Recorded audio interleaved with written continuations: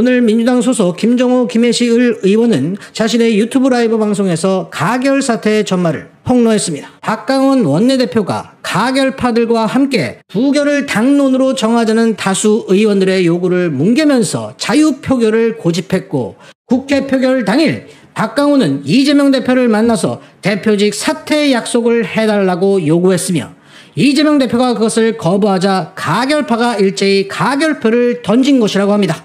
그리고 이 가결파는 올해 2월 1차 이재명 체포동의안이 왔을 때도 똑같이 대표직 사퇴 약속을 받기 위해서 이 대표를 압박했었다고 합니다. 그러니까 1차 표결의 가결파가 2차 표결의 가결파였다. 그놈이 그놈이었다.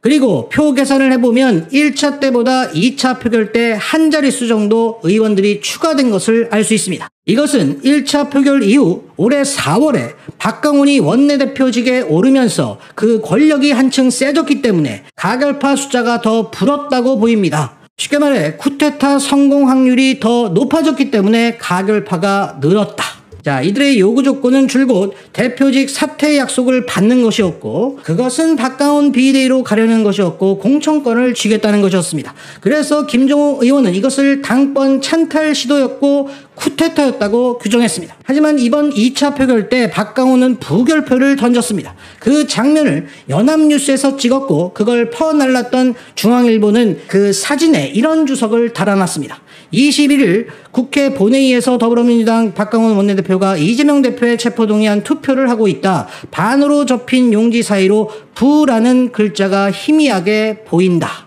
연합뉴스. 자, 상식적으로 투표 용지를 투표함에 넣는 게 찰나의 순간인데 저렇게 또렷하게 찍히기는 어렵습니다. 자, 이것은 박강원이 투표지를 넣기 전에 사진 촬영하는 것을 의식했고 잠시 멈췄다고 봐야 상식적입니다. 그러니까 사전 조율이 된 행위였다. 그러니까 자신이 부결표를 던진 것을 알렸어야 합니다. 왜요?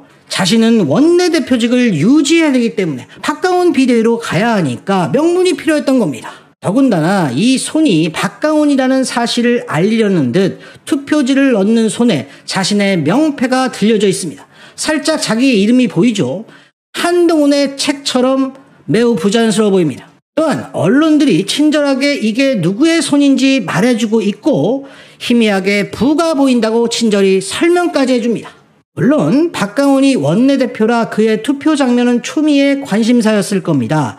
하지만 다른 많은 정황들이 이것이 기획된 것이라는 것을 말해주고 있습니다. 자, 여기서도 우리가 알 수 있는 것은 박강원이 부를 찍었으니까 1차 표결 때보다 가결표를 찍은 사람이 2명이 더 늘었다는 것을 알 수 있습니다. 자, 이렇게 당당한 증거를 남긴 박강원은 가결이 결정된 이후 열린 의총장에서 의원들로부터 사퇴 요구를 받았고 그것을 완강히 버텼다고 합니다. 그 장면을 직접 목격한 김종호 의원은 박강원은 원내대표직을 유지하려고 계속 버티고 시간을 끌었다고 증언하고 있습니다. 그렇게 버티면 자연스럽게 박강원 비대위로 가게 되어 있기 때문에 당권 찬탈 시나리오 하에 그렇게 행동했다고 김종호 의원은 보고 있습니다. 자, 돌이켜보면 이 과정에서 김종호 의원은 대표적인 가결파 김종민과 국회 로텐도홀에서 언쟁을 하는 장면이 포착되기도 했습니다. 이후 돌아가는 분위기가 가결표는 해당이가 아니다 이런 소리도 나오고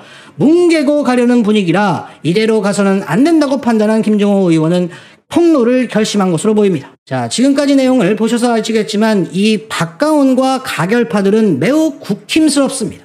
음흉한 시나리오를 치밀하게 언론들과 짜고 조직적으로 움직인다는 겁니다. 그런 조직력 때문일까? 아니면 민주당 최대 계파 더미래도 공범일까? 올해 4월 이들은 합세해서 박강원을 과반 득표로 해서 원내대표 자리에 올렸고 이 시나리오의 밑작업은 완성된 겁니다. 더미래 소속 의원들이 모두 이 시나리오에 동참했다. 거기까지는 믿고 싶지 않습니다. 하지만 적어도 더미래 수뇌부 강훈식은 이 시나리오를 알고 있을 것이라고 봅니다.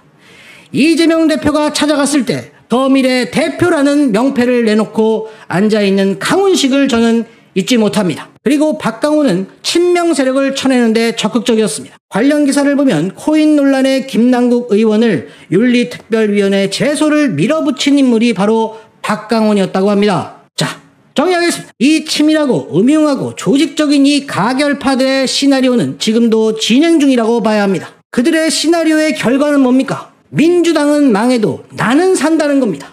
이대로는 뭘 해도 안 됩니다. 무엇보다 윤석열 탄핵은 안 됩니다.